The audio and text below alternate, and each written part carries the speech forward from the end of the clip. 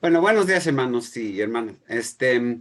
Eh, Hoy vamos a ver el tema de la muerte de Jesús y quisiera yo, primero, bueno, explicar un poco el trasfondo de este material y luego preparé una presentación para, irles como platicando lo que estaba en la lectura y luego ya al terminar eso podemos tener una discusión. Yo desde que era, pues no sé, niño, adolescente, me hablaban, o sea, lo que enseñaban en la iglesia acerca de la muerte de Jesús y que Dios nos perdonaba nuestros pecados y que porque Jesús había muerto y como que eso como que nunca se me hacía lógico, o sea, no lo entendía y también como ese concepto de Dios como que exige sangre para perdonarnos, como que siempre me molestaba. Y desde que yo estaba en la universidad y después en el seminario, empecé a investigar, ¿no? Mucho este tema y después pasé años así, investigándolo, luego hice mi doctorado precisamente sobre este tema. Fíjense, pues ya tengo 63 años, entonces son como más de 40 años de investigación y poco a poco como que me fui dando cuenta de que para mí los textos del Nuevo Testamento, o sea, lo que siempre se nos ha enseñado acerca de por qué murió y Jesús y todo eso, o sea, llegué a cuestionar todo esto, ¿no? Y no solo, o sea, hay muchos que lo han cuestionado, pero he trabajado en desarrollar una visión alternativa, ¿no? Y trabajando con los textos del Nuevo Testamento. Y por eso, hace años creo que les mostré mi obra en 2 volúmenes, ¿no? Sobre la muerte de Jesús que escribí en inglés. Entonces, mucho de este material, pues nadie más lo ha trabajado de la misma forma que yo. Lo que les estoy compartiendo, no lo van a encontrar en otro lado. Sí hay algunas, no sé, por ejemplo, el material de Horsley, como que ayuda a entender un poco más el trasfondo, pero esta explicación que les estoy compartiendo, pues es algo que vengo trabajando yo y no he conocido a otras personas que lo trabajan de la misma forma, pero lo presento así como como algo que ustedes pueden ver por sí mismos si les convence o no, y si les parece bien. Pero bueno, yo estoy convencido de que esto es lo que piensa el Nuevo Testamento. Quiero comentar también que en un par de ocasiones, bueno, sobre todo a una clase hace como 2 o 3 años que estaba dando yo esta materia, grabé la presentación que di porque me gusta compartirlo y tengo material en mi sitio web donde ofrezco comparto un poco más esta explicación, ¿no? Me grabé una clase cuando era presencial para compartir el video en términos generales. Acabo de hacer eso con otro material el jueves pasado, de que en lugar de colocar el material nada más para los alumnos, lo hago público. Y pienso hacer eso también con esta grabación para que, bueno, si quieren compartirlo, pero también para yo poder compartirlo con otras personas. Entonces, nada más les comento eso de que luego quiero compartir la grabación de esta clase como más allá de nuestro círculo de la clase, les digo de antemano. Muy bien. Entonces a menos de que haya alguna duda o pregunta para empezar. Si es así, entonces voy a compartir pantalla y voy a entrar un poco en la explicación. Este documento se los voy a compartir también en otro momento, ¿no? Ahora, se los envío después, ¿no? Y lo voy a ir explicando así. Y yo lo que cuestiono, como dice aquí, ¿no? De que Jesús no muere para aplacar la ira de Dios, para sufrir nuestro castigo en nuestro lugar o para hacer posible que Dios nos perdone los pecados. O sea, para mí no es eso eso es lo que se nos ha enseñado, pero eso no es lo que enseña el Nuevo Testamento, sino que estos son para mí ideas posteriores que se han utilizado para interpretar los textos. Y lo que tenemos en el Nuevo Testamento son muchas fórmulas así. Jesús murió por nosotros, Cristo murió por nuestros pecados, Dios lo hizo pecado para que nosotros fuésemos hechos justicia de Dios. O sea, como pequeñas fórmulas cortitas así de Jesús murió por nosotros, de su sangre nos limpia, etcétera. Pero estas, como son tan cortas, tan escuetas, podríamos decir, estas fórmulas, se pueden interpretar de muchísimas maneras, ¿no? Y se han prestado para como meterles otras ideas que para mí no están en el Nuevo Testamento. En el Nuevo Testamento no van a encontrar jamás un pasaje que diga que la muerte de Jesús aplacó la ira de Dios. Nunca van a encontrar un pasaje que diga que Jesús sufrió nuestro castigo en nuestro lugar, o que Dios no podía perdonar los pecados sin la muerte de Jesús, etcétera. Hay algunos textos que se han interpretado de esa forma, pero no están así. Entonces, por eso yo empiezo con esto del objetivo de Jesús. Y primero, y señalar, bueno, es el objetivo de Jesús, pero también de su Padre que lo envió. O sea, no es simplemente un proyecto personal de Jesús. Bueno, y entender todo a partir de aquí. El objetivo es formar bajo Jesús esta comunidad alternativa con la que hemos estado hablando. Y pasé por todos por los 4 evangelios y algunos textos también fuera de los evangelios para buscar, bueno, cuáles son las características de esta comunidad que quiere formar Jesús. Y aquí van a reconocer, no puse referencias bíblicas, pero van a verlas, ¿no?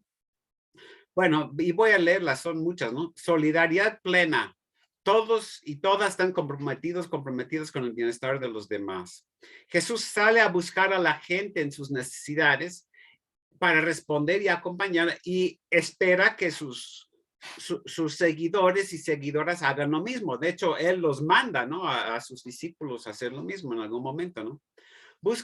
Esta comunidad busca llamar a otras personas a unirse a la comunidad para adoptar los mismos valores y compromisos. Bueno, o sea, hay una invitación a seguir a Jesús. Me gusta mucho esa forma de hablar de seguir a Jesús, ¿no?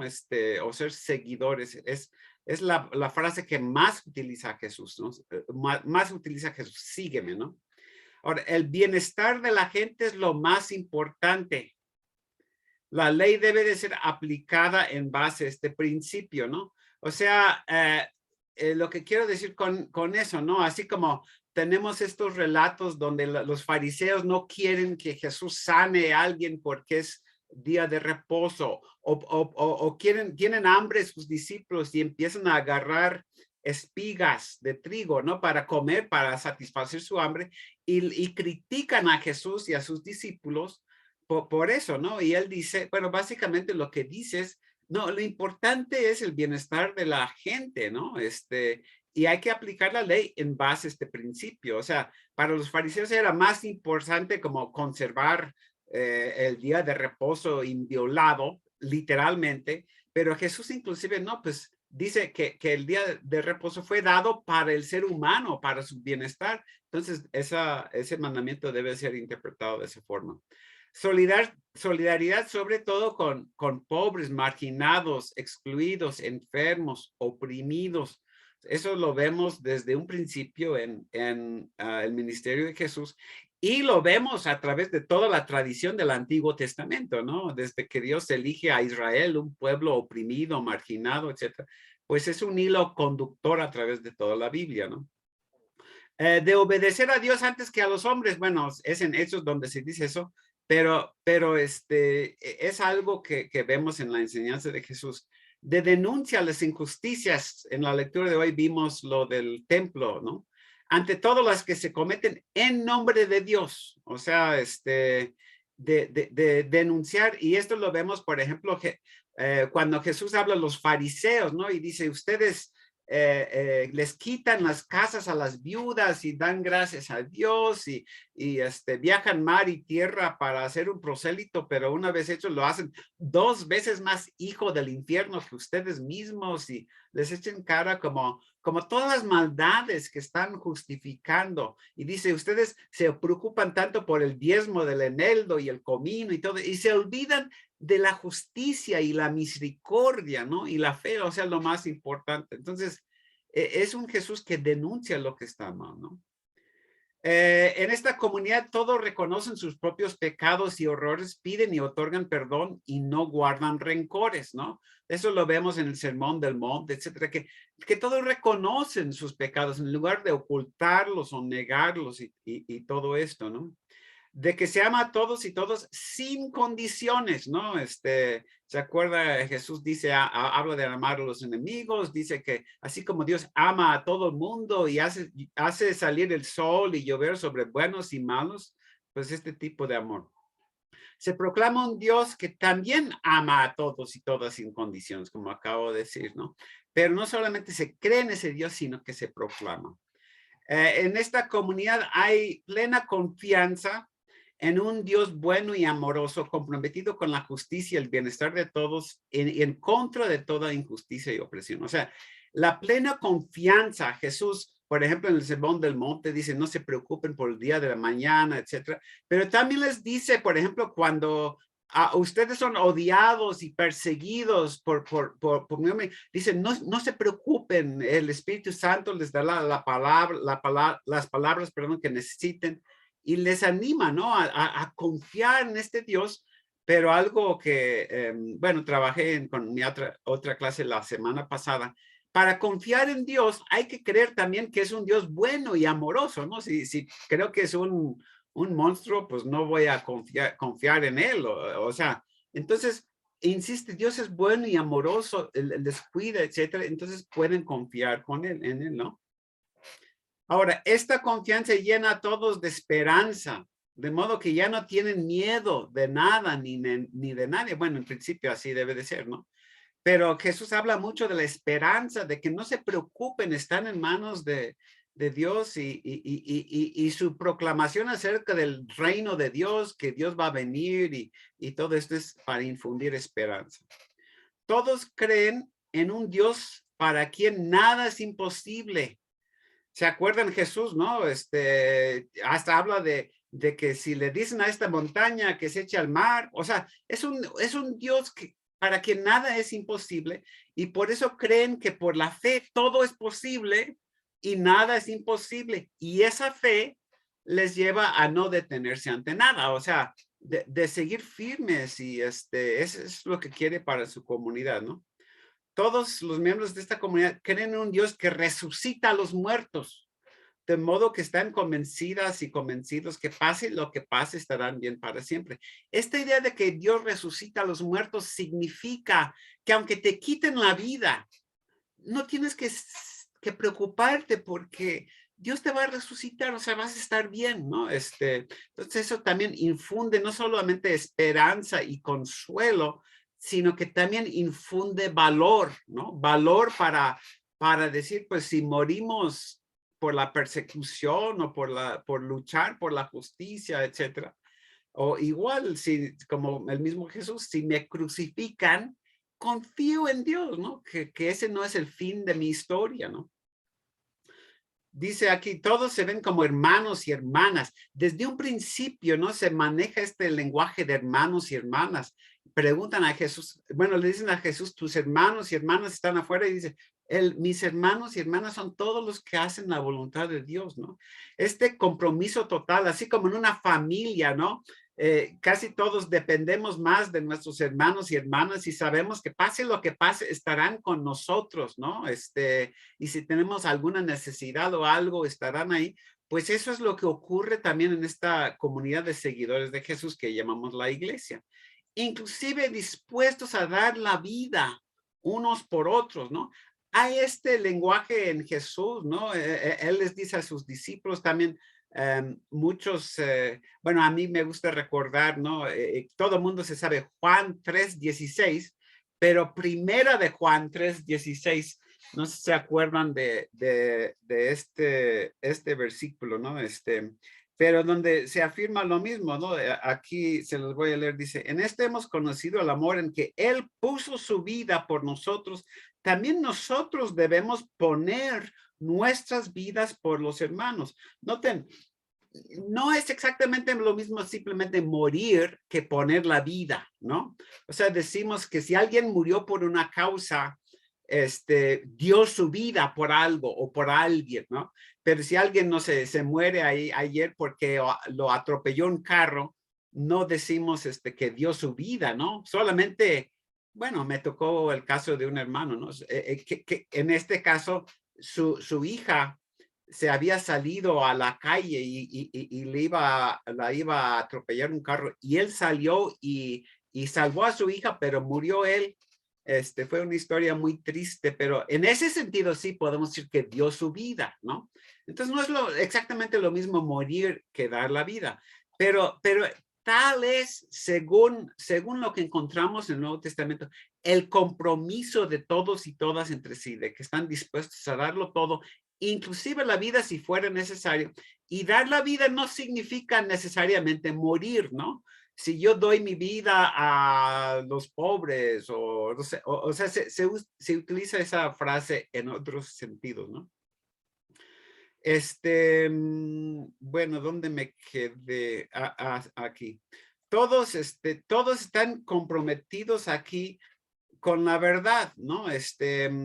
Por eso no necesitan juramentos. Jesús dice, no, pues si tú dices sí, pues todo el mundo sabe que estás diciendo la verdad, no tienes que estar como, de veras, te lo juro, etcétera, porque confían en tu palabra.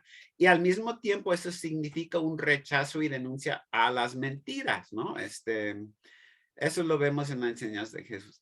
Todos buscan servir en lugar de ser servidos. Los primeros serán postreros. O sea, ¿cuántas veces Jesús repite esto, no? Volverse como niños. Les dice, ustedes no serán como los grandes y fuertes de este mundo que todos quieren ser servidos. Y ustedes serán, y él se pone como ejemplo, ¿no? De que yo vine no para ser servido, sino para servir. Los miembros de esta comunidad quieren ser la sal de la tierra, la luz del mundo, que podemos entender como agentes de transformación para el bien, ¿no? Esa es la idea que maneja Jesús con estas frases. Valoran la familia, el matrimonio, la fidelidad, ¿no? Esto también lo vemos en muchos pasajes de Jesús, también en otros pasajes del Nuevo Testamento. La riqueza es para compartir, que haya distribución equitativa, todas y todos tienen lo que necesitan, ¿no? Comentamos ese pasaje en Marcos 10, cuando Jesús dice, ustedes tendrán muchas casas y muchos hermanos y madres y padres. ¿Por qué? Porque todos van a compartir. Y de hecho esto lo vemos en un primer momento en la iglesia, en Hechos, ¿no? Hay dos pasajes al final de Hechos 2 y también al final de Hechos 4, donde se dice, y todos pues tenían todo en común y repartían sus cosas entre los que tenían necesidad, etcétera. Pues ese es el tipo de comunidad que quiere formar Jesús. De que tienen, esto es de las bienaventuranzas, ¿no? Tienen hambre y sed de justicia, pero no justicia vengativa, sino justicia en el sentido del bienestar de todos. Son misericordiosos, son pacificadores, son de limpio corazón, dispuestos a sufrir persecución por causa de la justicia. De esa comunidad habla Jesús, ¿no? Llenas de gozo por su fe, esperanza y amor, pero también lloran con quienes lloran, o sea, no es simplemente estar gozoso siempre, sino como dice Pablo, pues también se acompaña a los que sufren dificultades, ¿no? Esto de no se juzgan entre sí, lo vemos también en el Sermón del Monte. Jesús dice, no juzgues a tu hermano, ¿no? Reconoce primero tu propia falta, ¿no? También Pablo dice lo mismo, regaña a los corintios cuando llevan un caso entre ellos a un tribunal. Dice, pues, ustedes deben resolver estos conflictos en su interior. Buscan reconciliación y paz, aman a sus enemigos, pero sin dejar de oponerse al mal, ¿no? Amar al enemigo no es dejar que abuse de ti, dejar que te pisotee y maltrate. Es al contrario, es decir, no, eso no está bien, ¿no? Pero se ama a los enemigos. Esta idea es muy importante, ¿no? No buscan recibir nada a cambio de lo que comparten con los demás. O sea, cuando Jesús dice que tu mano derecha no sepa lo que hace tu izquierda, o sea, no buscas recibir nada por compartir. Ven a los demás como personas que necesitan ayuda en lugar de condenarlas o censurarlas y se esfuerzan para que reciban esa ayuda. O sea, en lugar de condenar y censurar a los demás, dicen, no, pues estas personas también necesitan ayuda. Y así es como Jesús ve a las personas que también vienen a él buscando ayuda, ¿no? No les condena, ni les censura, ni les regaña, o sea, les ayuda, ¿no?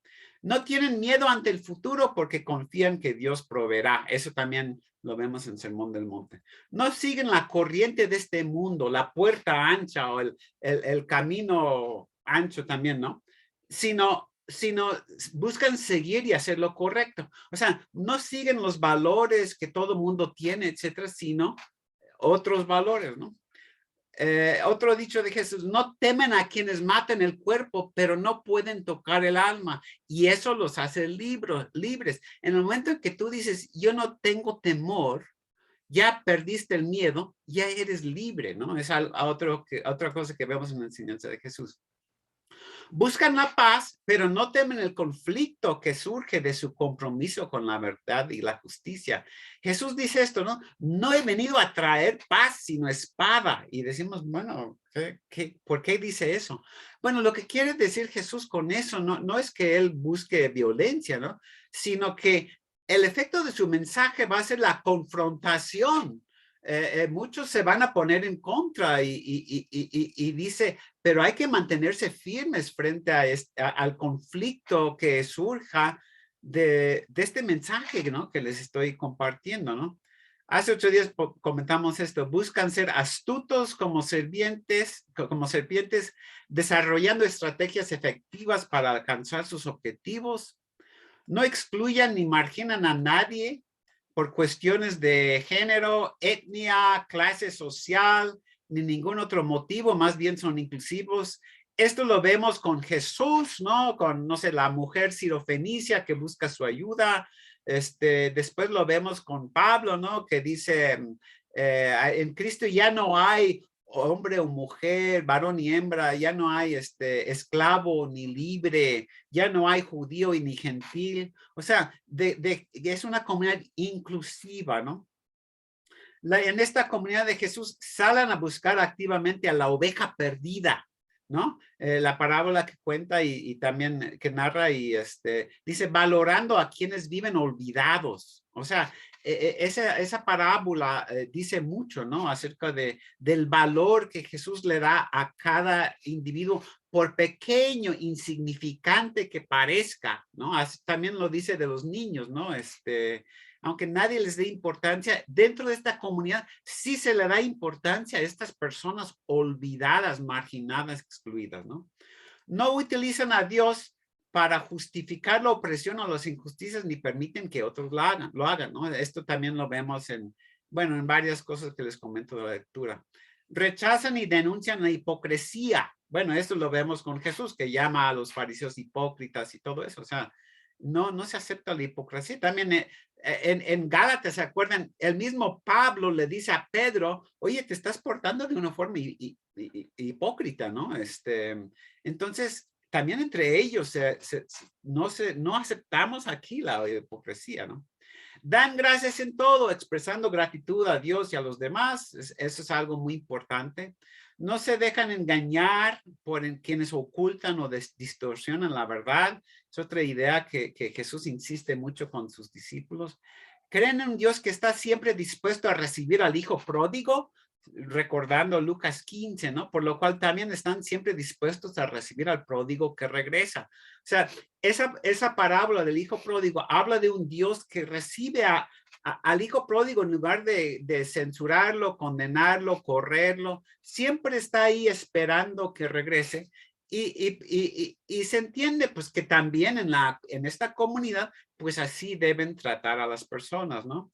En el Evangelio de Juan vemos algunas de estas frases. Se lavan los pies, ¿no? En la última cena Jesús dice, así como yo les he lavado los pies. Ahora, obviamente, bueno, se puede tomar eso en un sentido literal, pero no se trata simplemente de que pues se lavan pies, o sea, es una actitud, un comportamiento que va mucho más allá de lavarse los pies, es servirse unos a otros con esa humildad. Lavar pies era algo como muy asqueroso, algo que hacía el esclavo más humilde de la casa, ¿no? Esa era su tarea de lavar los pies, y Jesús es el que lava los pies a sus discípulos, ¿no? Oran por los demás, incluyendo sus enemigos, pues esto también lo vemos en Jesús. No pagan mal por mal, ni buscan venganza, pues también hay muchos pasajes, ¿no? La única soberanía que reconocen sobre su vida es la soberanía del Dios del que habla Jesús, el Dios del reino que Jesús proclama. O sea, el único soberano, el único que manda en mi vida es este Dios del que habla Jesús, ¿no? Ahora, acabo de leerles una lista muy larga de características de cómo es esa comunidad que pretende establecer Jesús.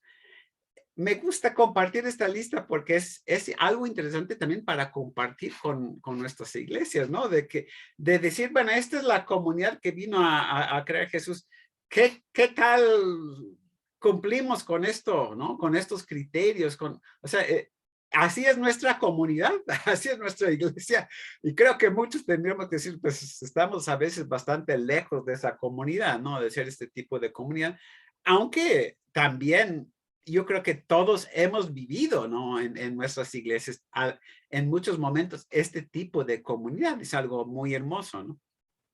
Bueno, entonces, esa es una idea que ya hemos visto, ¿no? Jesús viene a fundar este tipo de comunidad. Luego dice, como Mesías o Cristo, Hijo de Dios, Señor y Salvador, Jesús es el que ha sido enviado y puesto por Dios para establecer esta comunidad bajo su señorío. Jesús es el fundamento, es la piedra, la roca sobre la cual es construida, la cabeza del cuerpo, son imágenes de Efesios y Colosenses, el buen pastor de las ovejas de Juan 10, ¿no? El nombre sobre todo nombre, el rey de reyes y señor de señores, como en el Apocalipsis, pero también el siervo entre siervos, ¿no? El que ha recibido toda autoridad de su Padre, como dice al final de Mateo, el pan de vida, la vid en la cual deben permanecer los pámpanos, el nuevo sumo sacerdote, como en Hebreos, el autor de eterna salvación, como dice en Hebreos, el redentor, el juez de vivos y muertos, como se dice en Hechos, por ejemplo, o sea, entre muchas otras cosas. O sea, la idea aquí es, Jesús es el que Dios ha enviado para fundar esta comunidad, pero también es como el fundamento, él mismo es la cabeza o el fundamento, o bueno, todos estas imágenes se usan para hablar de Jesús como el que todos siguen a Jesús, ¿no? Luego, otro punto que hemos visto, todo el ministerio de Jesús está orientado y enfocado a establecer esta comunidad alternativa porque en ella hay salvación. ¿Qué queremos decir que en esta comunidad hay salvación? Bueno, en el sentido más amplio de la palabra, hay bienestar integral para todos y todas. Hay vida plena o vida en abundancia, como dice Juan. Hay esperanza, hay salud, no sé, en todos los sentidos, ¿no? Hay solidaridad, libertad, justicia, gozo, paz, tanto en el presente como en el futuro prometido. Entonces, cuando decimos que Jesús vino a salvarnos, no nos referimos simplemente a que vino para que podamos ir al cielo al morir en lugar de ir al infierno. O sea, queremos decir esto, vino a traer todo esto, sí en el futuro, pero también en el presente, ¿no? Salvación en este sentido mucho más amplio de la palabra. Ahora, todos los diferentes aspectos del ministerio de Jesús contribuyen a la formación de esta comunidad. su enseñanza, su llamado a seguirle, sus sanaciones y exorcismos, su formación de discípulos y líderes, sus otras acciones a favor de los demás, su ministerio itinerante, es algo que vimos en la lectura de hace 15 días. O sea, todos los aspectos de Jesús están enfocados a formar esta comunidad. Ahora, aquí ya entramos en lo de hoy, ¿no? Conformar esta clase de comunidad genera conflicto y persecución. El mundo se opone. Esto es las autoridades que buscan dominar, quienes están con los sistemas y estructuras vigentes y los defienden, quienes tienen otros valores, ¿no? Pero vemos, y no tengo tiempo para entrar en todos los puntos, pero al buscar crear una comunidad así, sobre todo, por ejemplo, ver este último punto, la única soberanía que reconocen sobre su vida es la soberanía del Dios del que habla Jesús, el Dios del reino. Ese punto en sí lleva a conflicto con las autoridades, como vemos, no sé, con lo de la moneda para el César y todo esto. O sea, de que no reconozcan la soberanía de alguien más, sino de este Dios y de Jesús como su representante, ¿no? Y bueno, podríamos ver otros motivos por los que se genera persecución y odio, ¿no? Hacia esta comunidad, ¿no? Pero también de los líderes religiosos, ¿no? Que también se molestan porque Jesús está restando autoridad de ellos en los ojos del pueblo, porque Jesús les echa en cara sus injusticias y todo esto. O sea, todo esto genera conflicto. Quienes se oponen a esa comunidad van en contra no solo de los miembros de la comunidad, sino sobre todo en contra de su cabeza, que es Jesús, a quien buscan silenciar, someter o eliminar. O sea, Jesús representa un peligro para las autoridades, para los que están aliados con el sistema y con las estructuras, tanto religioso como político, social, etcétera. Jesús representa una amenaza, es como una figura subversiva. Y por lo tanto, Jesús sabe que si sigue dedicándose a formar esta comunidad, lo van a querer matar. Bueno, más abajo puse las citas. En los 4 evangelios vemos que casi desde un principio dice, ya están buscando a Jesús para matarlo. De hecho, en Mateo 1 y 2, pues desde que nace, Herodes está queriendo matarlo, ¿no? Y también en Lucas, ¿se acuerdan cuando María lleva a Jesús al templo? Creo que es Simeón, dice, una espada va a atravesar tu corazón, ¿no? O sea, ya se está contemplando de que, bueno, quieren matar a Jesús, ¿no? Ahora, quieren matar a Jesús. Jesús tiene que elegir qué hacer y básicamente tiene 2 opciones, ¿no?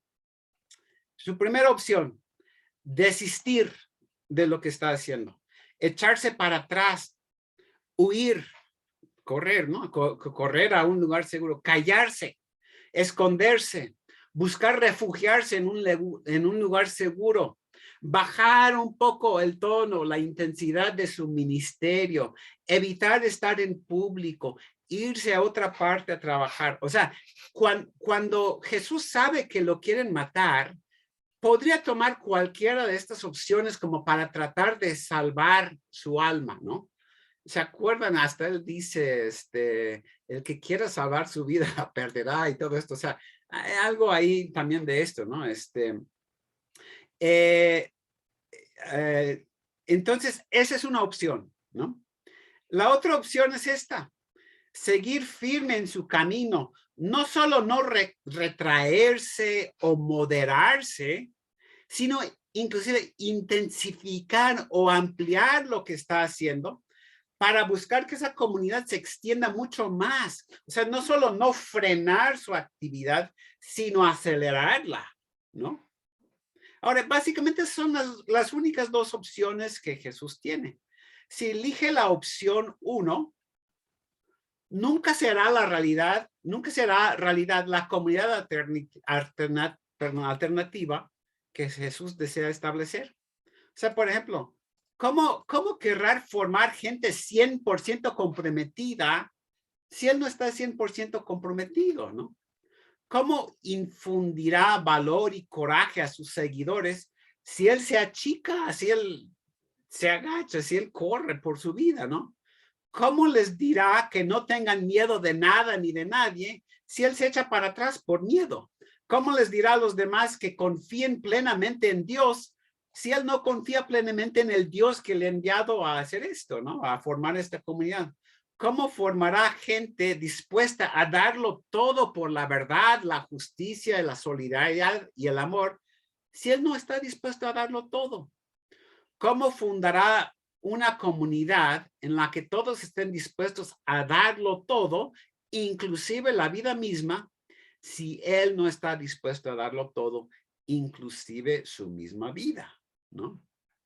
Entonces, si elige Jesús la opción 2 de seguir firme en su camino, etcétera, él sabe cuáles serán las consecuencias. En algún momento lo van a matar.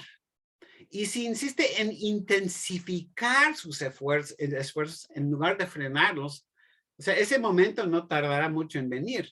Pero también confía en Dios de que si elige la opción Dios 2 de seguir adelante con su ministerio, Dios utilizará su muerte para lograr sus propósitos y que de esa manera la comunidad alternativa que ha buscado fundar y formar se hará realidad, porque ese proyecto no es suyo, sino de Dios. O sea, dice, si yo sigo en mi camino, a lo mejor me matan, pero yo confío en Dios de que toda mi obra, todo lo que he buscado hacer, seguirá adelante, ¿no?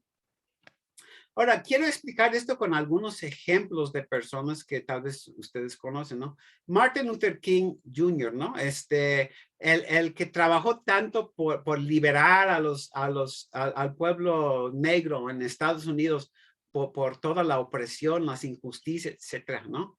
En algún momento, le decían, lo vamos a matar, te vamos a matar si sigues. Y él sabía. De hecho, mis papás vivían en Memphis, la ciudad donde él mató y donde a él lo mataron. Y de hecho hicieron museo del balcón del hotel, donde, o sea, del hotel desde el cual, bueno, donde fue disparado. Inclusive uno puede ir a donde el hombre que lo fusiló, que lo mató con un fusil, o sea, desde donde lo disparó, ¿no? Entonces yo he ido a ver, es un museo de los derechos civiles. Él sabía que lo iban a matar, bueno, que lo querían matar. Trató de protegerse, obviamente, pero inclusive la noche antes de que muriera, él como que presentía, ¿no? Pues saben que en algún momento me pueden matar. Ahora, pero él fue a Memphis precisamente para seguir trabajando a favor de los derechos civiles, ¿no? Y para aparecer en reuniones, para hablar como había hablado la noche anterior ante un grupo grande en una iglesia de personas de origen africano, ¿no? Entonces, afroamericanos. Entonces, él sabe que lo van a matar. ¿Qué hace? O sea, él también tiene que decir, bueno, me echo para atrás, mejor me voy a mi casita, me encierro, y bueno, a lo mejor en algún momento tampoco es malo protegerse, ¿no? Tampoco quiere morir, ¿no? Y sí toma precauciones, pero al mismo tiempo dice, pues yo tengo que seguir dedicándome a esta causa, porque si yo me echo para atrás, todo lo que he hecho se va a venir abajo, ¿no? Representa como una figura que inspira a los demás, ¿no? Óscar Arnulfo Romero, también no sé hasta qué punto saben la historia de él, fue un arzobispo católico en El Salvador, ¿no? Que estuvo durante la guerra en El Salvador, la guerra civil, también estaba amenazado de muerte y por fin lo mataron justamente cuando estaba en el altar haciendo la consagración de los elementos. Él sabía muy bien que lo iban a matar, pero no por eso dejó de oficiar misa, no por eso dejó de andar con el pueblo y todo eso. Sí, sin duda tomaba precauciones, pero dijo lo mismo que King, prefiero dar la vida o morir a echarme para atrás, ¿no? Digna Ochoa, y otras personas que defienden los derechos humanos. Tal vez los que no están en México no saben quién fue Digna Ochoa, pero fue una defensora que trabajó mucho para los derechos civiles y la habían arrestado, le habían igual amenazado de muchas formas y ella siguió trabajando y por fin, de una forma muy cobarde, entraron a su oficina y la mataron, ¿no?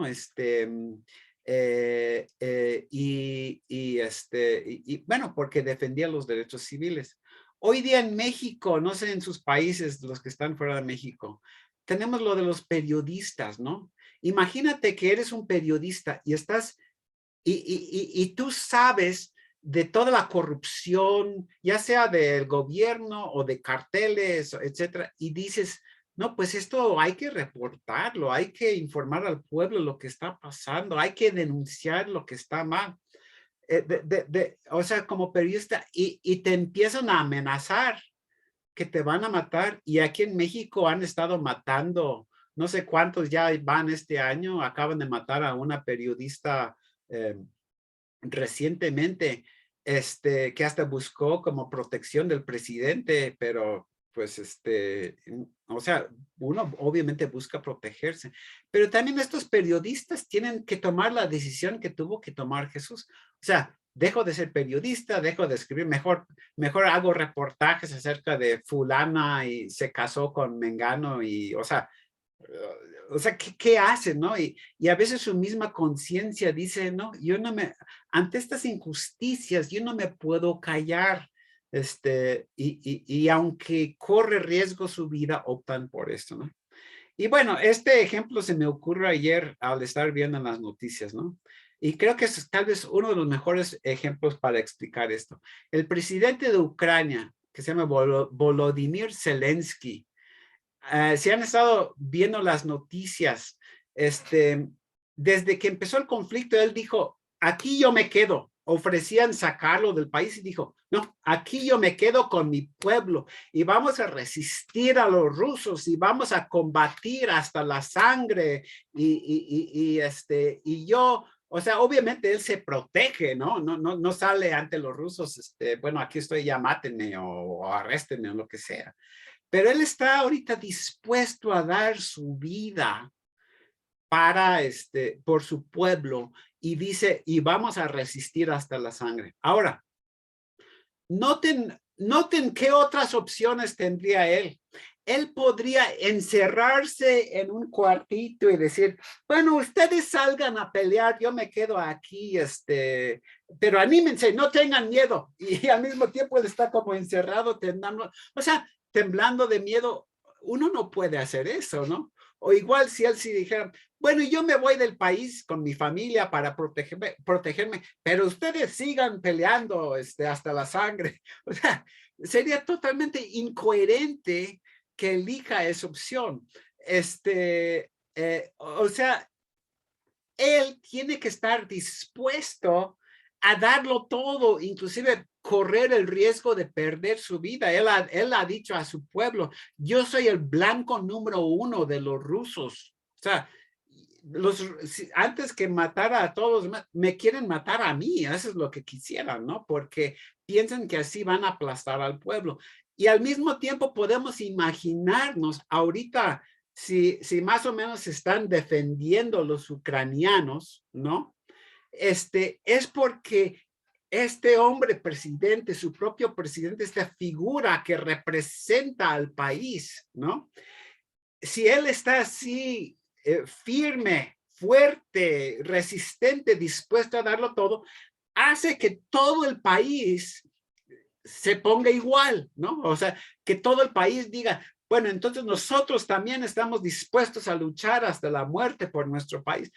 Pero si él fuera un cobarde y huye y todo eso, o sea, toda esa resistencia que habría en el país, todos como que agacharían la cabeza, bueno, no todos, o sea, muchos seguirían adelante, le reprocharían, le dirían, cobarde, ¿por qué no te unes con amor a tu país, ¿no? O sea, tú también debes defendernos. Bueno, obviamente no es la opción que ha elegido, ¿no? Pero entonces este ejemplo nos sirve para entender lo que pasa cuando el que es la cabeza dice, no, yo no me echo para atrás, yo sigo firme y aunque me maten, yo estoy dispuesto a dar la vida. Y cómo convierte a toda Ucrania entonces en un país donde todos compartan ese mismo valor, esa misma firmeza y entrega y disposición a luchar hasta la sangre, ¿no? Por lo que está pasando. O sea, cómo un hombre puede cambiar o levantar a todo un país, ¿no? Y eso es lo que está pasando ahí. Entonces, podemos pensar lo mismo de Jesús, que él dice, bueno, estas son las opciones que tengo. Y dice, me va a costar mi vida probablemente, ¿no? Pero esto es lo que yo voy a hacer, ¿no? Bueno, voy a hacer una pequeña pausa aquí para escuchar sus, bueno, ver el chat y sí, sabes que, ¿por qué nos pides algo que tú no has puesto a dar, no? O sea, lo mismo, ¿no? No sé si hay comentarios o reacciones a lo que hemos visto hasta aquí.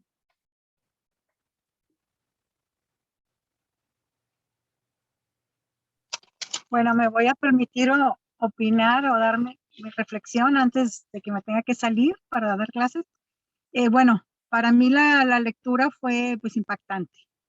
Muy, yo tiendo a ser conciliadora por mi trabajo, entonces sentí esa tarea de conciliar lo que se me ha enseñado tradicionalmente con esta interpretación del ministerio y de esta comunidad alternativa que Jesús estaba creando y cómo esta comunidad, aunque nosotros le ponemos un 10 de calificación, una comunidad perfecta, utópica, de existir, es conflictiva con cualquier sociedad o cultura por las estructuras de gobierno, por las estructuras políticas.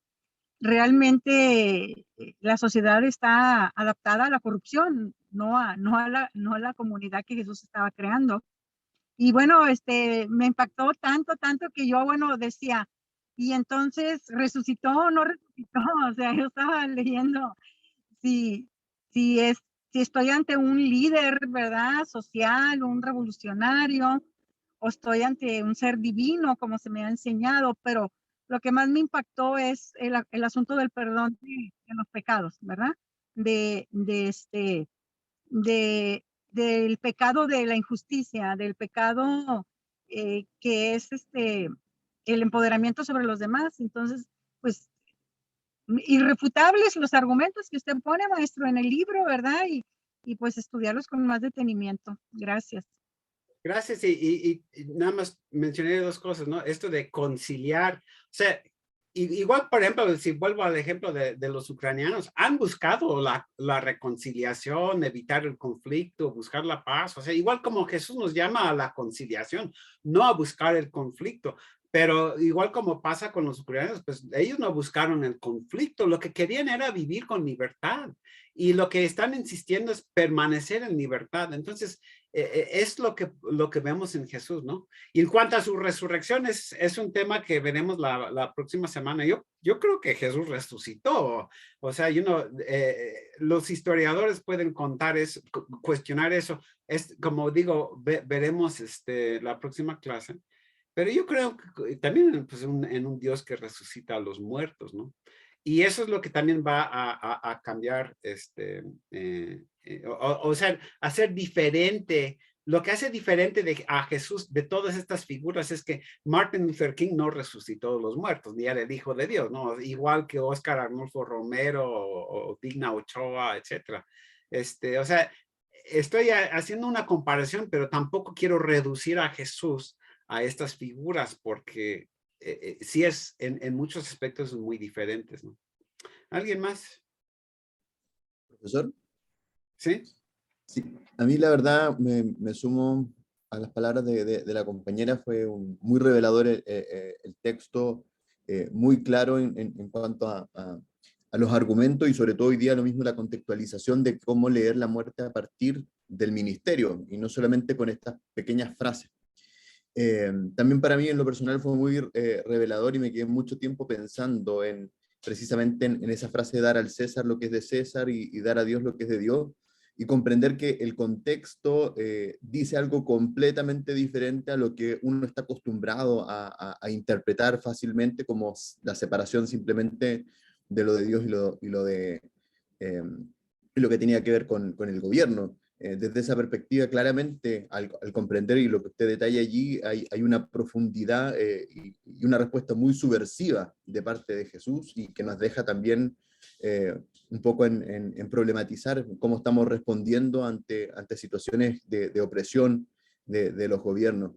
Y por otra parte, quizás una pregunta, porque, claro, me queda muy claro desde el Nuevo Testamento esta mirada que usted ha presentado y los argumentos, pero muchas veces la justificación de la muerte de Cristo por los pecados se toma más como una asimilación a veces del Antiguo Testamento, como que ya no se necesitan estos sacrificios y por tanto ahora viene como Cristo a suplir estos sacrificios antiguos. Entonces, la pregunta sería, tomando de base lo expuesto hoy día y asumiendo entonces que no sería este sacrificio como por muerte de los pecados, ¿cómo releemos o cómo refutamos tales lecturas del Antiguo Testamento o qué relación tiene con el Antiguo Testamento?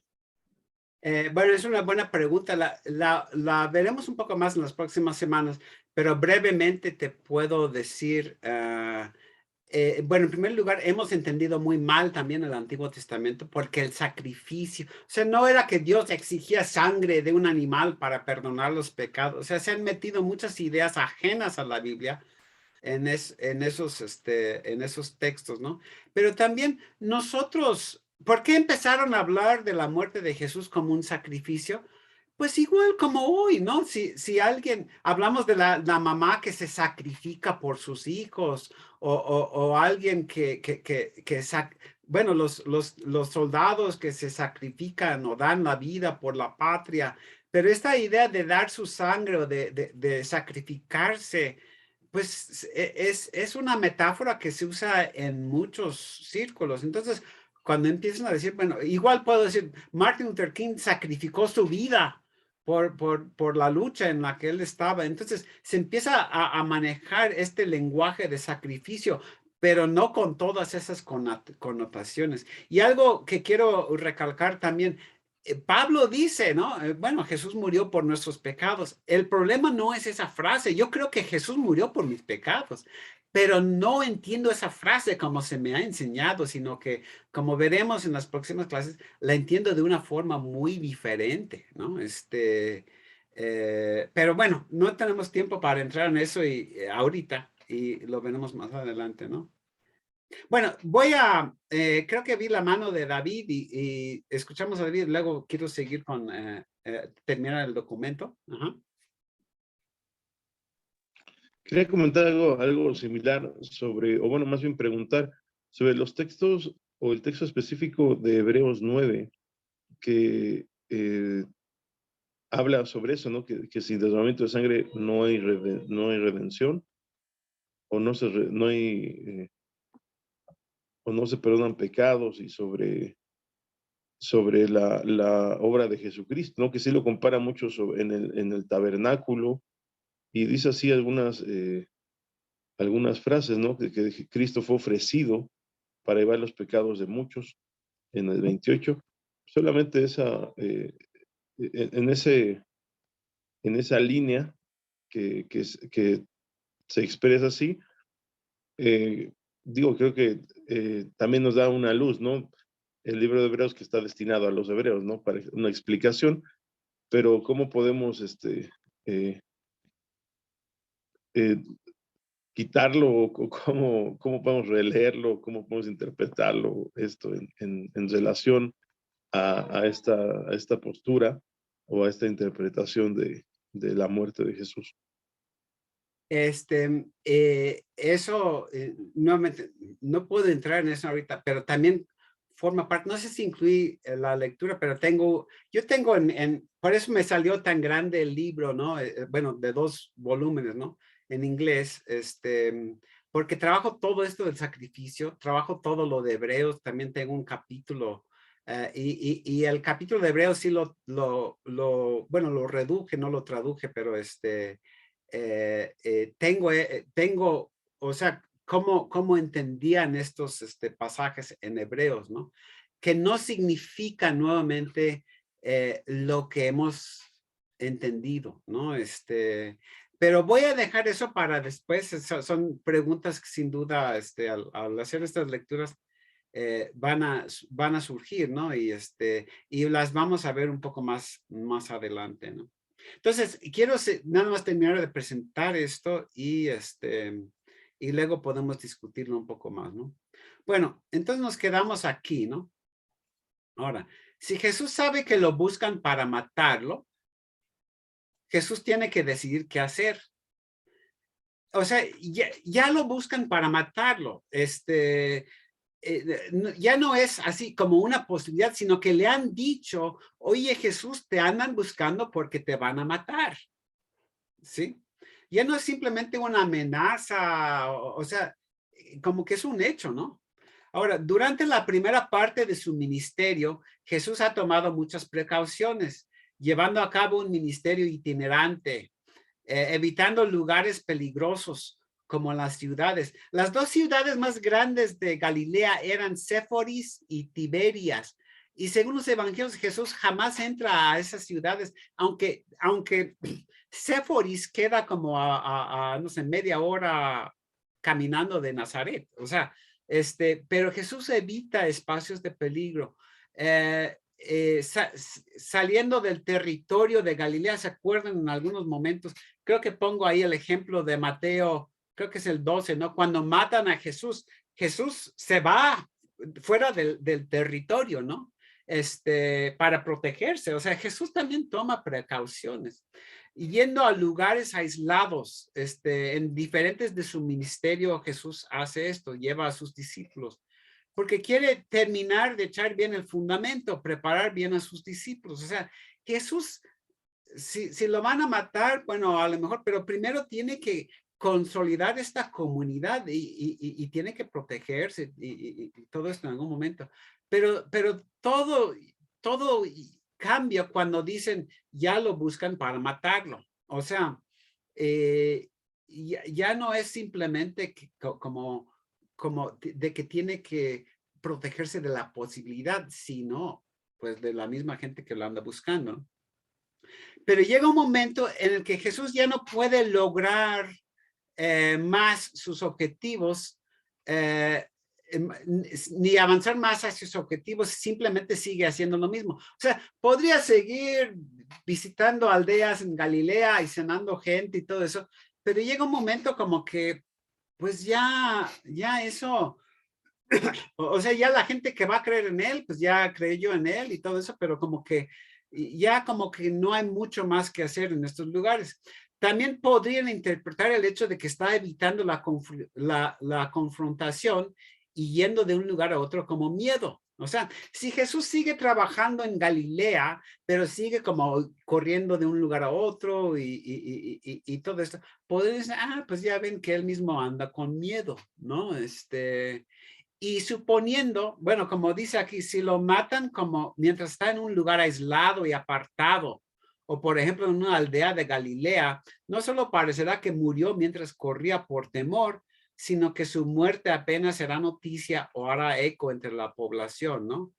Ahorita comenté la forma cobarde en la que mataron a Digna Ochoa, ¿no? Bueno, sí hizo eco su muerte, pero en la muerte de Óscar Arnulfo Romero, llaman de Martin Luther King, pero Óscar Arnulfo Romero, por ejemplo, lo mataron cuando estaba en plena misa, levantando, según recuerdo, el cáliz y todo eso, o sea, haciendo la comunión.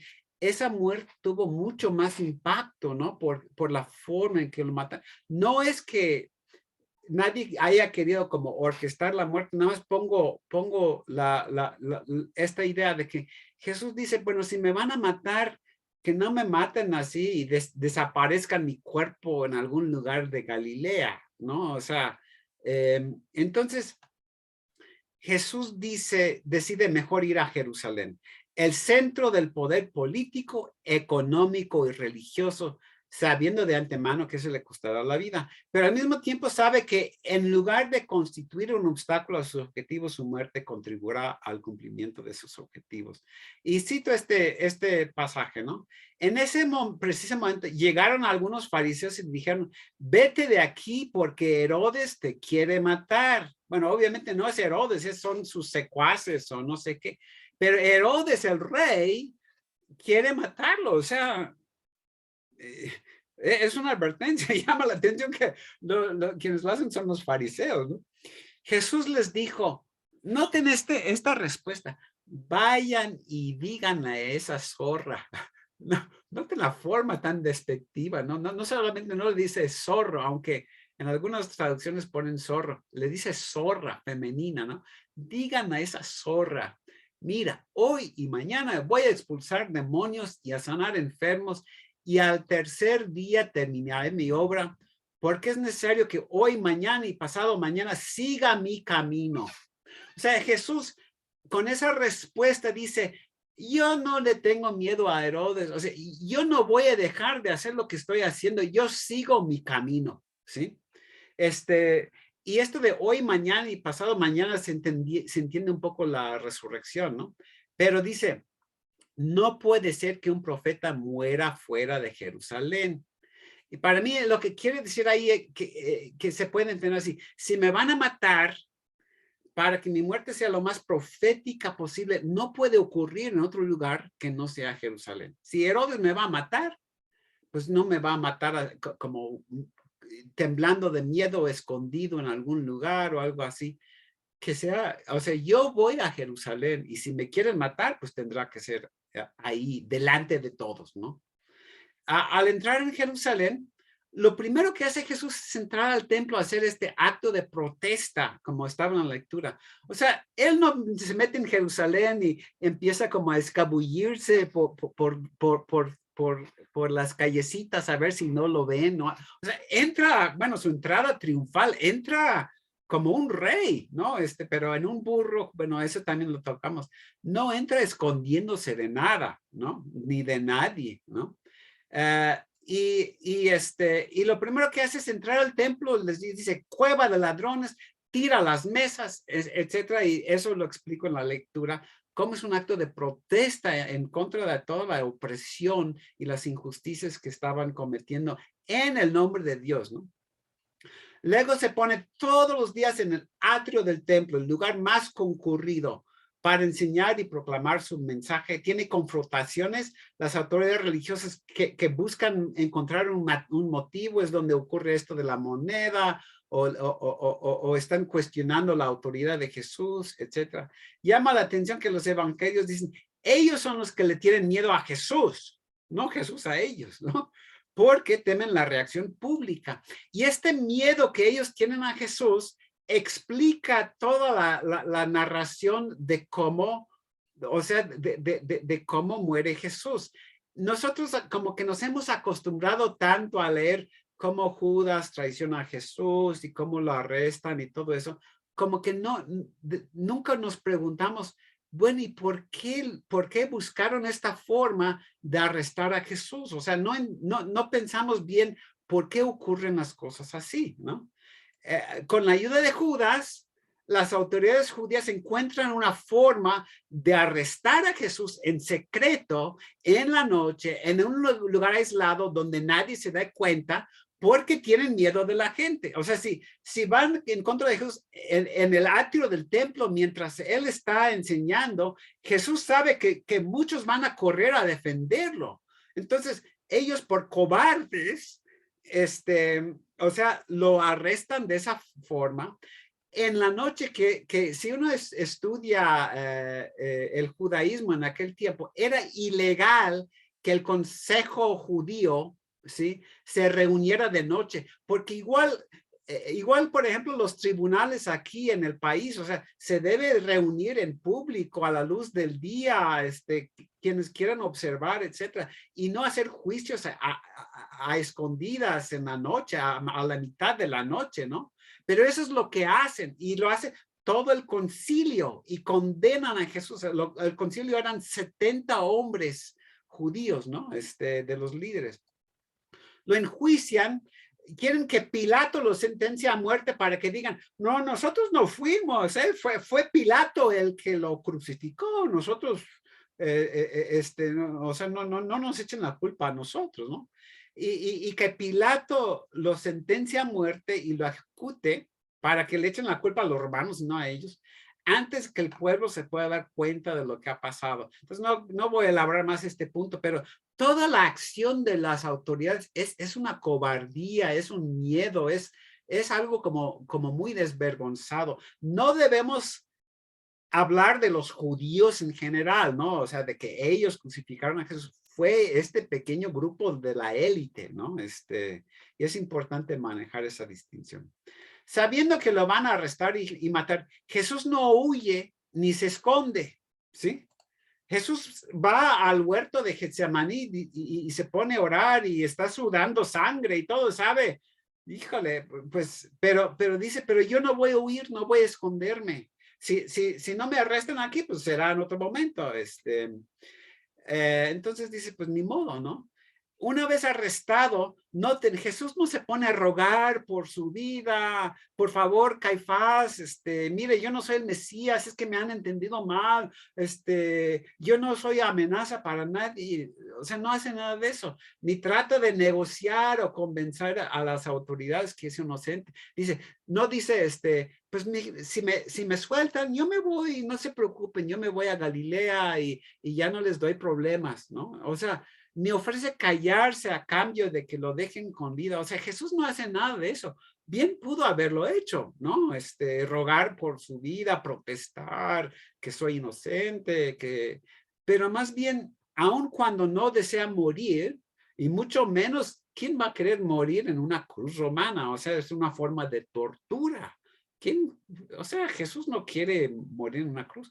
Pero Jesús de todos modos permanece firme y mantiene su dignidad. Tampoco, esto es importante, se pone a maldecir a los que lo maltratan. ¿Se acuerdan cuando están escupiéndole a Jesús, insultándole? ¿Qué tal que Jesús respondiera, hijos de su madre, que Dios les haga esto y empezara como a recriminarlos como ellos lo están insultando? Eso entonces dirían, si él está aquí, está en contra de su voluntad o sea, jamás se podría decir que Jesús dio su vida porque dirían, no, pues él no quería morir, lo que quería, o sea, no estaba dispuesto a dar su vida, más bien le quitaron la vida, ¿no? Y se acuerdan en Juan 10, Jesús dice, nadie me quita la vida, yo la doy por mí mismo, ¿no? O sea, Jesús pudo haberse salvado la vida si hubiera querido, ¿no? Pero prefirió esto, ¿no? Pero Jesús les echa, esto sí en el juicio, ¿se acuerdan? Jesús sí les echa en cara su cobardía, sus injusticias. Dice, cuando lo arrestan, han venido a arrestarme con espadas y palos como si fuera yo un ladrón. Todos los días yo estaba sentado enseñando en el templo y ahí ustedes no tuvieron el valor de aprenderme ahí, ¿no? De arrestarme ahí. Y luego en Juan le dice, yo he hablado al mundo abiertamente, siempre he enseñado en la sinagoga, en el templo donde se reúnen todos los judíos, nunca he dicho nada en secreto. Y por eso cuando le dicen, si dices eso, dice, todo lo que yo he dicho, lo he dicho públicamente, abiertamente, pregúntenme a quien quiera que me haya escuchado, porque yo no hablo así a escondidas, o sea, lo que yo tengo que decir lo digo en público y abiertamente, ¿no? ¿Por qué Jesús guarda silencio cuando lo juzgan? Porque no reconoce la legitimidad del proceso contra él, ni quiere dignificar el proceso participando en él. También porque sabe que no tiene sentido. O sea, Jesús dice, pues, ¿qué voy a decir? ¿No? ¿Cómo me voy a defender? ¿Cómo voy a decir inocente? Bueno, sí soy subversivo, ¿no? Según ellos, pues soy subversivo. ¿Por qué voy a decir que no? ¿No? De que estoy en contra de sus intereses, pues sí, o sea, ¿para qué va a participar en el proceso? Y más bien si se pone, a ver, tráiganme un abogado y yo me voy a defender y voy a comprobar que es inocente. O sea, primero eso ni le serviría de nada, ¿no? Pero eso como como dignificaría el proceso, como el proceso que se está haciendo es oficial, es legal, se siguieron las reglas, porque cuando sentencian a Jesús, es un proceso ilegal, ¿no? Eso es un proceso que no sigue las reglas, ¿no? Inclusive cuando Caifás responde, cuando le preguntes, ¿tú eres el Mesías? Y dice, pues tú lo dijiste, así como podrías decirlo, o sí, pero decir que uno era el Mesías no era un crimen digno de muerte. ¿Cuándo se dice en el Antiguo Testamento, el que diga ser el Mesías debe morir? No hay ninguna regla así, ¿no? No, ninguna ley. Pero a Caifás hasta hace teatro, rasga sus vestiduras. ¡Ah, ya escucharon cómo él mismo se condena en sus propias palabras! Y uno lee el cuento y el relato y dice, pues, ¿cómo que Jesús él no dijo eso que le está diciendo, no estaba blasfemando contra Dios? O sea, él no dijo nada en contra de Dios, pero se arma todo este teatro, ¿no? Para condenar a Jesús. O sea, todo el proceso es ilegal y Jesús les echa en cara a eso, pero también dice, yo no participo en este juicio, ¿no? Ahora, Jesús se va a la muerte, debe decir, confiando en Dios su Padre, aun cuando se siente abandonado, como dicen en Jesús. En efecto, le pide a su Padre tres cosas. Uno, que todo lo que ha hecho y toda su obra no haya sido en vano, sino que dé fruto, que su muerte sirva para hacer realidad todo lo que ha buscado en su ministerio, sobre todo la existencia de esa comunidad, su extensión, expansión, crecimiento entre cada vez más personas. Algo de estos puntos tenemos en Juan 17, ¿no? La que llaman la oración sacerdotal de Jesús. Pero pide como que todo lo que he hecho, que no sea en vano, ¿no? Y también su muerte, pues es una petición explícita, ¿no? De que, digo, implícita, ¿no? De que todo lo que ha hecho, que no sea en vano, que esa comunidad para la que estoy dando mi vida, que se haga realidad, ¿no? Otra petición de Jesús, que también en Juan 17 dice, Padre, glorifícame a tu lado, ¿no? Que Jesús le pide a Dios que le permita continuar y completar su obra a favor de los demás, siguiéndoles como Señor para que lo que ha buscado se haga realidad. O sea, Jesús va a la muerte y le dice a Dios, pues yo quisiera seguir en esto, o sea, no quiero morir, no quiero poner fin a mi trabajo a favor de los demás. Y de alguna forma, Dios le responde, como ahorita veremos, de una forma favorable, ¿no? Ahorita veo un pasaje. No, en el punto 3, que Dios acepte y reciba a todos los que forman parte de esa comunidad y a todos los que llegarán a formar parte de ella en el futuro, a pesar de sus defectos e imperfecciones, y que Dios los fortalezca para que sean firmes y fuertes frente a cualquier obstáculo o persecución. En ese sentido, Jesús dice, bueno, a su Padre, como que los que me siguen, así como mis discípulos que me han abandonado, dice, bueno, Padre, perdónalos y acéptalos a pesar de su falta de fe muchas veces. Y en ese sentido, su muerte es como una petición de que Dios perdone, no solo a sus seguidores de ese momento, sino a todos los que vendríamos a seguir sus seguidores.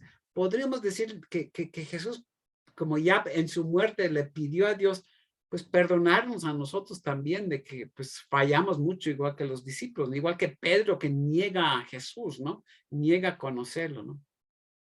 Y entonces cuando Dios resucita y glorifica a su Hijo, exaltándolo a su diestra, en efecto responde sí a todas estas peticiones de Jesús.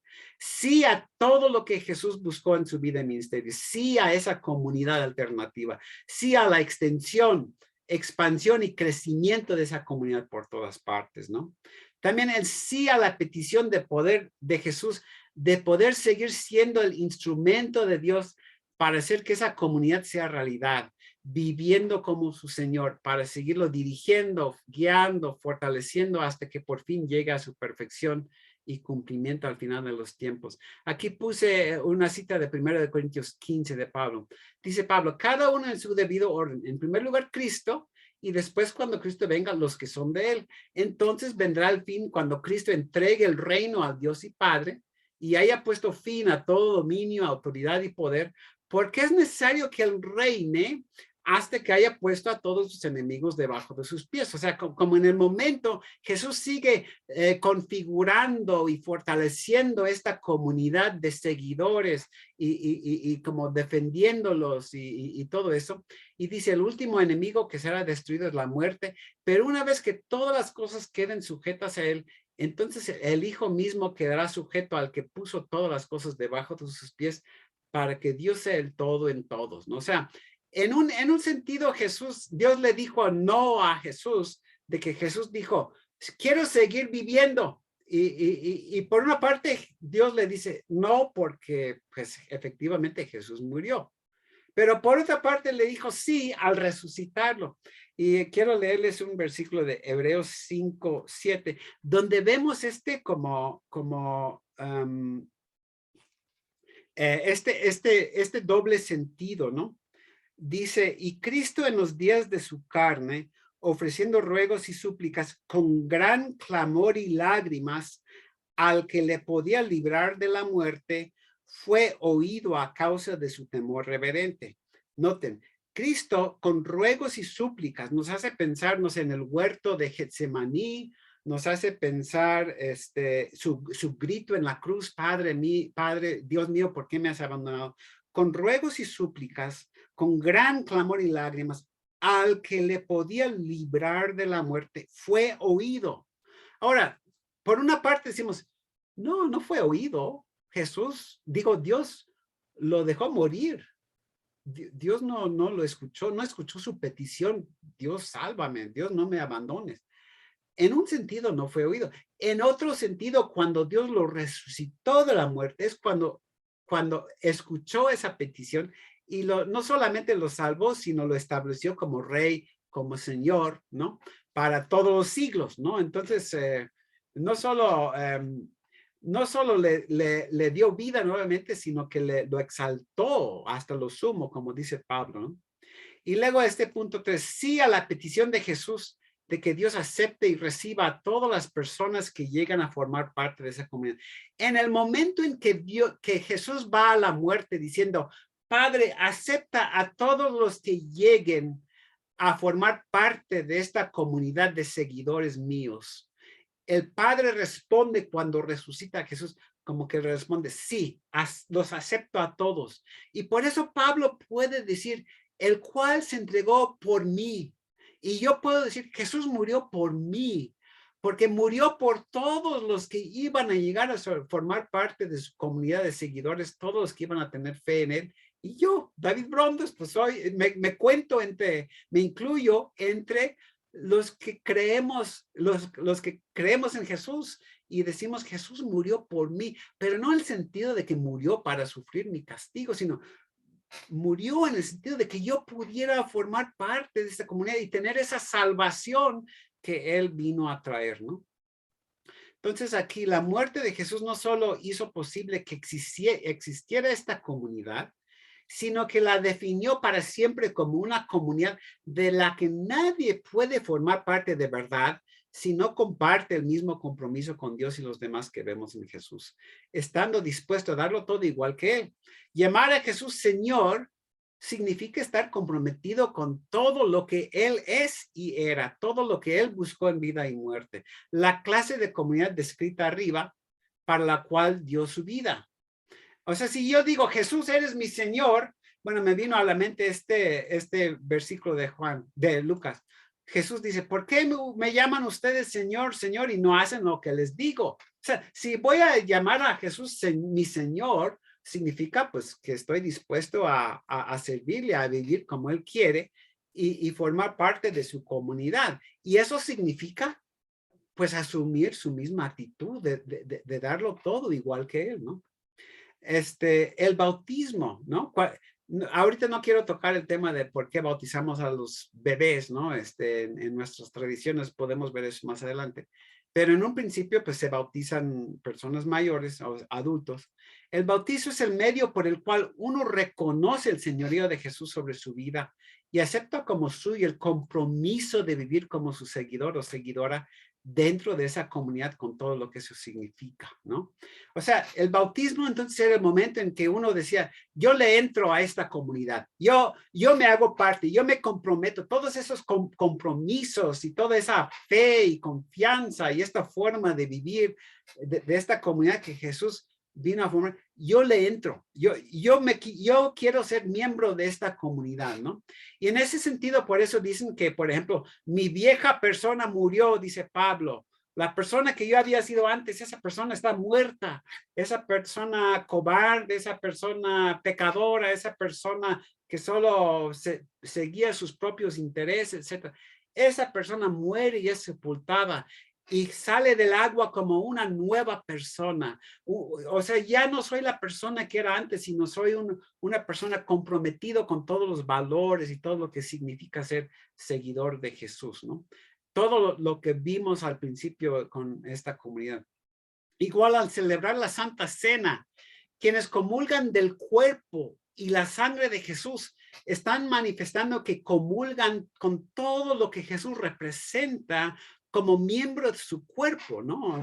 La palabra cuerpo se maneja como de diferentes formas. Comemos del cuerpo, pero también la iglesia es como este cuerpo de Jesús, ¿no? Se identifican como personas por las cuales Jesús dio su vida y se comprometen a dar su vida de la misma manera en amor por los demás. Ese es el nuevo pacto en su sangre. O sea, ¿qué significa? El nuevo pacto en mi sangre.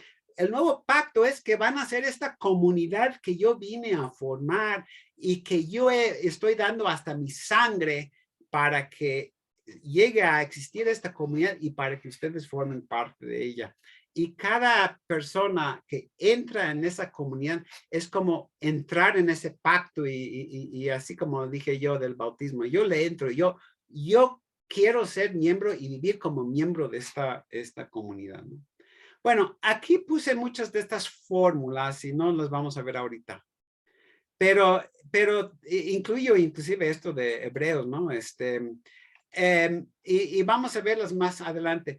Pero lo que estoy argumentando es que todas estas fórmulas, no sé, anden en amor como Cristo también nos amó y se entregó a sí mismo por nosotros como ofrenda y sacrificio en olor fragante a Dios. O sea, podemos entender estas fórmulas en base a esta explicación que les acabo de dar y no en base a estas otras ideas que para mí, pues que nos han metido a la cabeza, ¿no?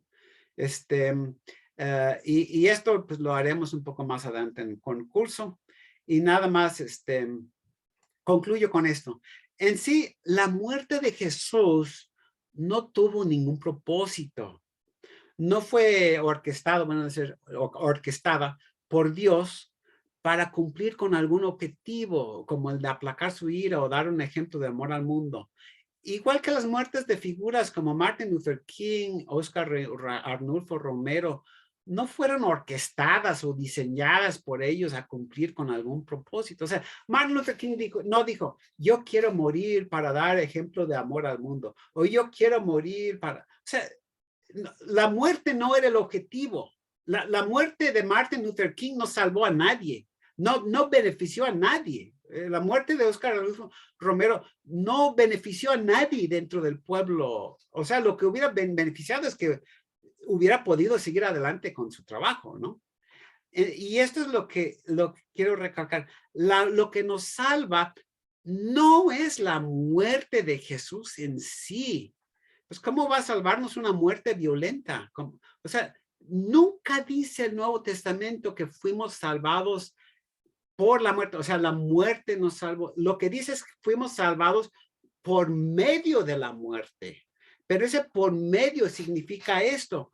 Por medio de su entrega, por medio de su fidelidad, etcétera, ¿no? Lo que nos salva y lo que recordamos al ver una cruz no es la muerte de Jesús en sí, sino su entrega hasta la sangre, su fidelidad y dedicación a su misión hasta la muerte, su renuencia a doblegarse o echarse para atrás frente a la amenaza de muerte en una cruz romana. O sea, lo que simboliza la cruz es precisamente esa entrega, ¿no? Y bueno, puedo terminar volviendo a este ejemplo de ahorita de Ucrania, vamos a suponer que mañana matan al presidente de Ucrania. ¿Qué creen que va a pasar? Bueno, la gente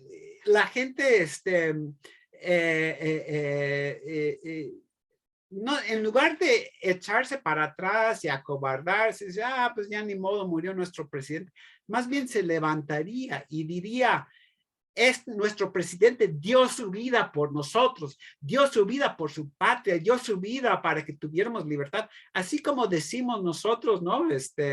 En México, no sé, estaba viendo el otro día el programa de los niños héroes, o hay otras figuras así como que dieron su vida por la patria.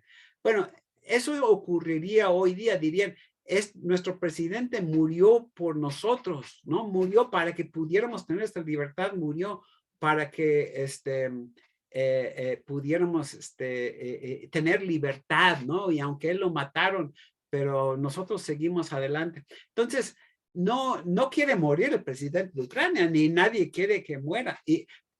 Pero lo que levantaría al pueblo no sería su muerte en sí, sino la garra, ¿no? La fidelidad del presidente hasta el fin. Eso es lo que salva, ¿no? Y pensamos lo mismo de Jesús, ¿no? Bueno, nos quedan como 20 minutos. Yo ya casi he hablado todo el tiempo y les doy la palabra a ustedes si tienen reacciones, comentarios. También se vale cuestionar, no están de acuerdo o todo esto, con mucho gusto, ¿no?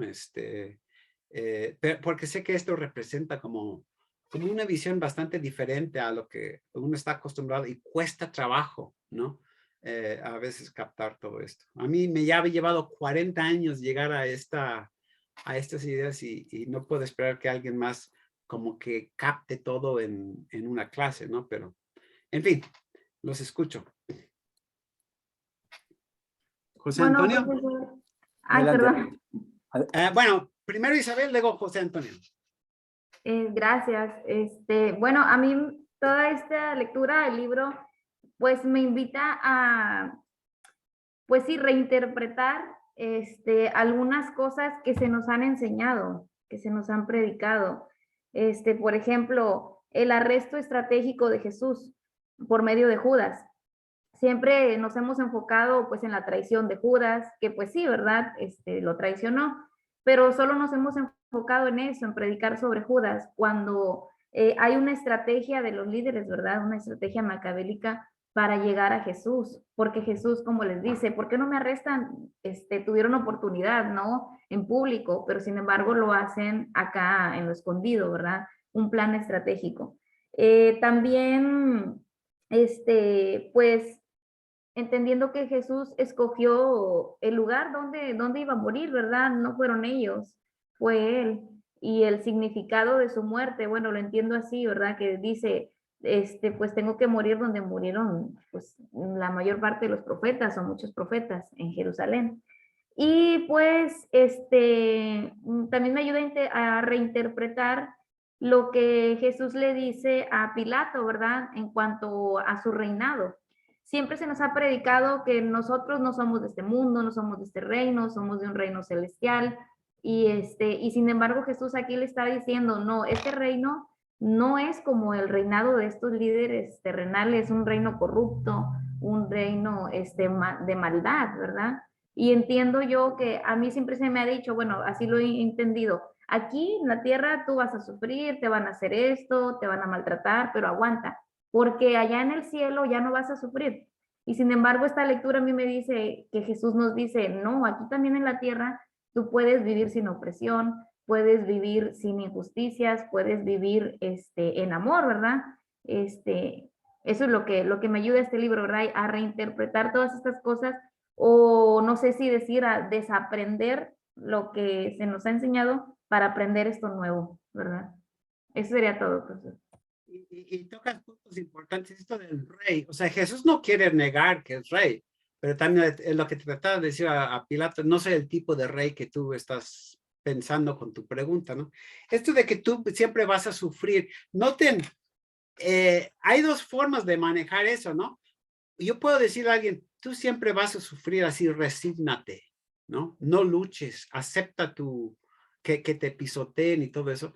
O sea, y es lo que tú estás diciendo, también lo vi en tu tarea, ¿no? De que como que se ha manejado así. Pero Jesús también les dice, ustedes van a ser perseguidos, los van a querer matar, pero en otro sentido muy diferente, ¿no? De movernos a resistir, a luchar, a no perder, no perder la fe, no perder la esperanza, no desanimarse cuando los persigan, ¿no? Entonces, esto de que siempre van a sufrir, o sea, se puede manejar de dos formas muy diferentes, ¿no? Y la forma en que lo maneja Jesús, es decir, pues sí van a sufrir, pero también, igual como, bueno, vuelvo al ejemplo, porque los ucranianos ahorita están sufriendo un montón, ¿no? Y se puede decir, pues si ustedes defienden a su país, van a sufrir mucho, ¿no? Pero solamente así, pues van a ser libres y en lugar de decir, ustedes siempre van a sufrir, resígnense y que les ganen los rusos, que los aplasten los rusos, o sea, no es la idea, ¿no? Entonces, son muy buenas tus observaciones, ¿no? José Antonio. Sí, muchas gracias. Gracias, Isabel, por sus comentarios. Bueno, inicio con un comentario un poco jocoso, nada más. Profesor, a ver si usted no tiene el mismo problema que Arnulfo Romero o el mismo Jesús por andar enseñando esto, lo vayan a amenazar. Ese es el comentario jocoso. No, ya en serio lo que quiero decir es, hice la lectura, la revisé y por ahí leí un libro que usted amablemente me brindó hace tiempo, ¿Por qué murió Jesús? Y claro, por supuesto que esto es una visión completamente diferente, porque como ya lo dijo Isabel, tenemos una visión diferente, distinta, dijéramos tradicional en ese sentido. Pero por otro lado, yo no puedo neciamente negar que los argumentos que usted presenta en cuanto a que Jesús desea una comunidad alternativa, claro que nada de eso yo lo puedo negar, porque aunque escuché de nuestra compañera, la suegra de Isabel hace un rato, ¿no? Una sociedad utópica, claro que es utópico. A veces hasta ser cristiano es utópico viviendo en donde vivimos, pero esa es parte justamente de lo que entendemos por seguir a Jesús, dejarlo todo y seguir a Jesús. En ese sentido, todo eso yo lo entiendo y lo agradezco y me encanta y lo comparto. La parte en la que me cuesta y esta lectura, ven acá, perdón, mi perro está aquí ladrando. La parte que cuesta trabajo es evidentemente el hecho de cambiar el chip, de decir que Jesús no murió por nuestros pecados cuando así se nos enseñó hace muchos años y mi compañero hace un rato también así lo decía, me parece que fue Alejandro, en cuanto a leer el libro de los Hebreos. En fin, es una lectura desafiante, es una lectura nueva, pero yo particularmente me sigo quedando con lo tradicional, porque sí personalmente creo que Jesús murió por nuestros pecados y eso yo lo agradezco profundísimamente. Habría que seguir leyendo y leyendo y leyendo para tener otra visión al respecto. Y algo con lo cual también quiero cerrar es que si yo no estoy de acuerdo en que se nos enseñe que vamos a sufrir siempre, no, a mí me parece que el shalom de Dios para nosotros es una bendición completa, integral, hoy, mañana y pasado mañana. Dice Pablo, y así lo entiendo yo, que si solamente en esta vida esperamos en Cristo, somos los más miserables de todos los hombres. Ya mañana, cuando Jesús venga, habremos de entender de una mejor forma lo que significaba para Jesús el transmitirnos que seguirlo a Él era cambiar nuestro estilo de vida, y ahí entra el tema justamente de la sociedad alternativa y vivir felices hoy y tener la esperanza de una felicidad futura, profesor. Dios permita que tengamos vida para seguirlo entendiendo de esa manera. Y bueno, voy a terminar con otro comentario adicional Particularmente yo ni siquiera creo que yo me voy a ir al cielo. Yo creo que yo perteneceré a la tierra, porque así lo he entendido siempre. Los cielos son los cielos de Jehová y ha dado la tierra a los hijos de los hombres. Dios creó la tierra para que fuera habitada. En fin, son cosas muy, muy interesantes, pero pues sí, no son fáciles de asimilar, son cosas de seguirlas contemplando. Porque si Jesús resucitó, Él es las primicias, dice la Escritura. Nosotros también habremos de resucitar. Nunca podré comprender, al menos con la enseñanza que hasta hoy se me ha dado y que yo he participado de la misma y la he enseñado también, ¿cómo voy a resucitar estando ya en el cielo? No puedo resucitar así, yo resucitaré estando aquí en la tierra, porque dice la Escritura que cuando Cristo venga, todos los que están en los sepulcros oirán su voz. Perdón, profesor, ese era mi comentario. Muy bien, y bueno, en cuanto a este punto, ya llama la atención que en Apocalipsis, ¿se acuerdan? En la Nueva Jerusalén va bajando a la tierra. No es que la gente suba a la Nueva Jerusalén, sino que bajan. En el lugar, el cielo, la tierra se convierte en el cielo, ¿no? Entonces, tampoco es necesariamente elegir entre tierra y cielo, sino decir que van a hacer la misma cosa, ¿no? En cuanto a esto, yo insisto y a veces como que no me entienden y no se preocupen, se lo voy a ir explicando más. O sea, yo coincido, Pablo dice, Jesús murió por nuestros pecados, pero lo que estoy diciendo es que esa frase no significa lo que significa para nosotros. ¿Qué tal si yo les digo, y nada más voy a decirlo de alguna forma ahorita para que lo piensen un poco, ¿no? ¿Qué tal si digo, Jesús murió por nuestras cobardías, por nuestras hipocresías, por nuestra falta de fe? Jesús murió por todas las idioteces que cometemos, por todas las injusticias. Jesús murió por no sé, todos los males que cometemos a diario. O sea, murió por nuestros pecados en ese sentido. O sea, es entender de una forma muy diferente esa frase. Y como digo, no quiero ahondar un poco más, ahondar más ahorita en eso porque no tengo tiempo, pero piénsenlo así, piensen como que se puede reinterpretar esta afirmación: Jesús murió por mis pecados, ¿no? O por nuestros pecados, ¿sí? Murió para que dejemos atrás esos pecados y podamos dedicarnos a vivir de otra forma, ¿no? Y en ese sentido murió por mis pecados y murió por nuestros pecados, ¿no? ¿Alguien más quiere compartir algo?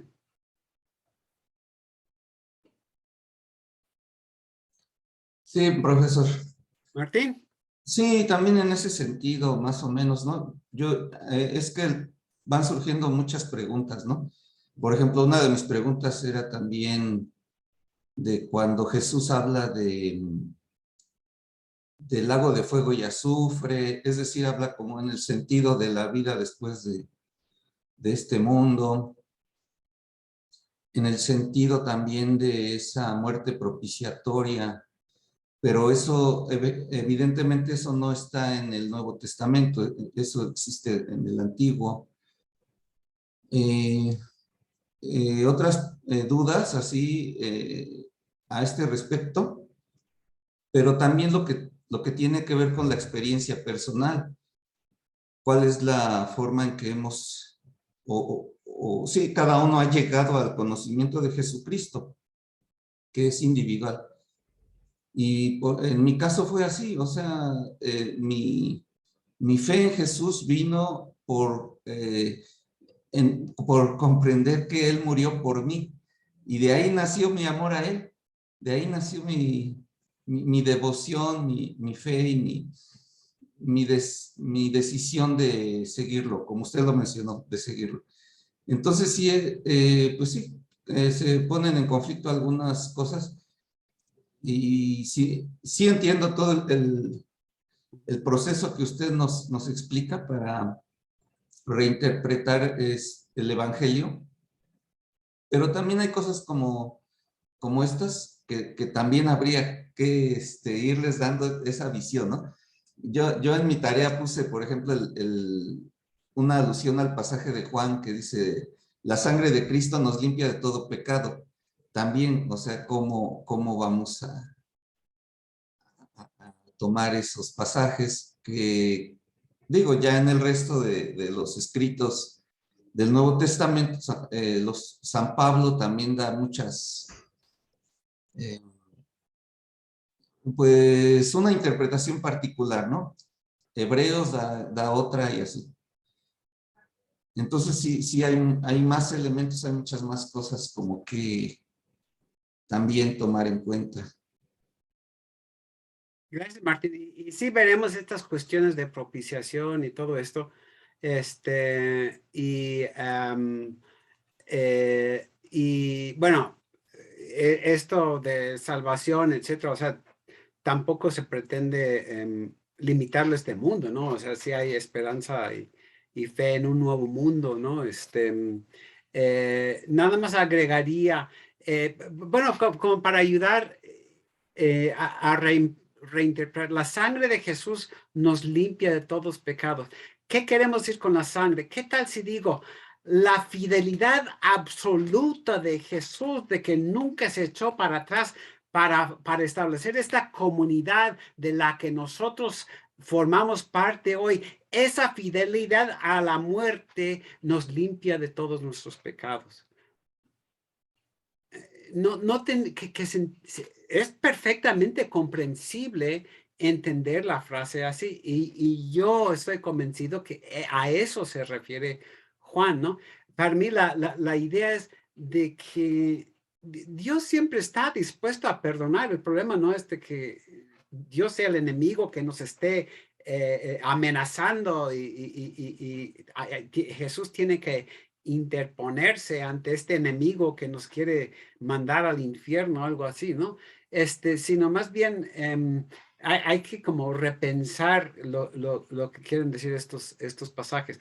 Y quería comentar también un punto más. Cuando hablo de esta comunidad alternativa, o sea, tenemos que darnos cuenta, ¿no? De que tanto como individuos, como iglesias, estamos muy lejos de ser esa comunidad. O sea, es la realidad, así como Pedro de negar a Jesús, inclusive después, cuando Jesús anda, el ejemplo que cité en Gálatas, ¿no? Que Pablo hasta le tiene que echar en cara su hipocresía. O sea, esta comunidad no es ideal y todos estamos muy lejos del ideal, pero al mismo tiempo, por eso puse ahí el número 3, Jesús le pide a su Padre, pues esta comunidad va a estar muy lejos de ser la comunidad ideal que queremos, ¿no? Pero acéptalo a pesar de sus pecados, a pesar de sus faltas, porque están recibiendo dentro de esta comunidad la ayuda, el fortalecimiento que necesitan para ir convirtiéndose en esa comunidad, ¿no? Entonces, eso, en ese sentido también Jesús como murió pidiéndole a Dios que nos perdonara, ¿no? Pero la razón por la que Dios respondió de forma afirmativa, la razón por la que Dios nos perdona no es porque Jesús le echó su sangre y Dios estaba como exigiendo sangre y dice, ya tengo la sangre, ya los puedo perdonar, sino porque Dios nos dice, bueno, sí siguen pecando y haciendo mucho mal, pero mientras permanezcan en esta comunidad y siguen a Jesús, van a poder ir como cambiando, ir transformándose en las personas, van a seguir cayendo muchas veces y todo eso, pero no importa porque están en este proceso de convertirse en estas nuevas personas que quiero que sean por su propio bien, ¿no? Entonces, no hay que desligar o descartar la idea del perdón. Y el perdón de los pecados es algo muy importante y que trabajo tanto en la lectura como en esta hoja que les di. Pero hay que repensar un poco las bases, ¿no? Y cuál es el propósito para ese perdón, ¿no? ¿Algún otro comentario?